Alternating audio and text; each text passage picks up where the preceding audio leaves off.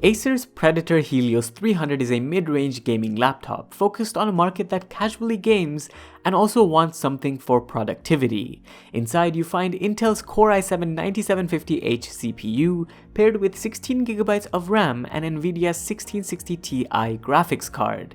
When you first look at the laptop, everything about it screams gaming, whether it's the blue accents all around or the light-up logo on the lid. Speaking of the lid, the laptop houses a really good 15.6-inch Full HD display. Bezels could have been a bit smaller, but aside that, multimedia actually looks great on this thing. And with a 144Hz refresh rate and 3ms response time, the display is up there with the best. Viewing angles are good too, and brightness isn't a problem either. This transitions over nicely to the keyboard and the trackpad.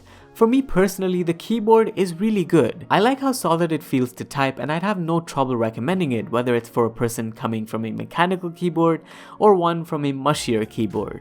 The trackpad, on the other hand, was just decent, with the clicks feeling a bit less premium than I'm used to, and the less premium part actually applies to the majority of the laptop's build as well.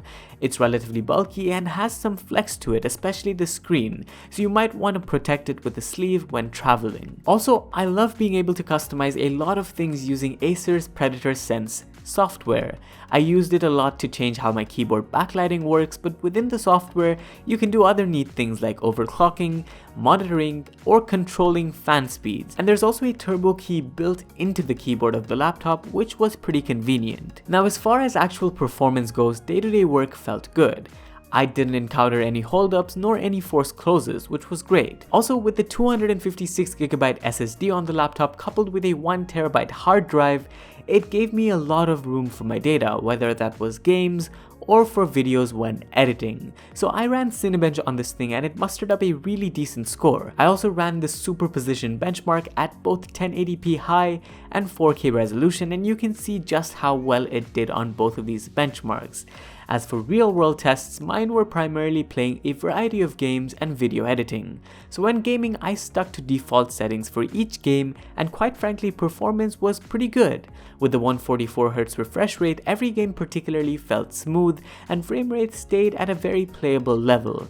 Fan noise and temperatures were also not bad, but obviously if you use the turbo mode, this does pick up, even though I didn't necessarily find myself relying on it a lot. Now, that being said, this is still 1080p gaming, so if you're looking for more power for, let's say, 4K video gaming, this laptop may not cut it, because at the end of the day, the 1660 Ti with 6GB of VRAM serves as a middle ground between Nvidia's 10 series and 20 series, and while the GPU is better than, say, the 1660 Max-Q variant, it still doesn't support things like ray tracing, which more popular games in the future will definitely incorporate, so you might miss out on that. Moving to video editing use, I'd say more nice things. Using Adobe's Premiere Pro for the most part, I didn't encounter any major issues. I was also able to play back 1080p video at full resolution when editing, and even 4K video. Also, I want to point out here the speakers on the laptop. They're fairly good, clear, and loud, so if you find yourself maybe in a situation without headphones,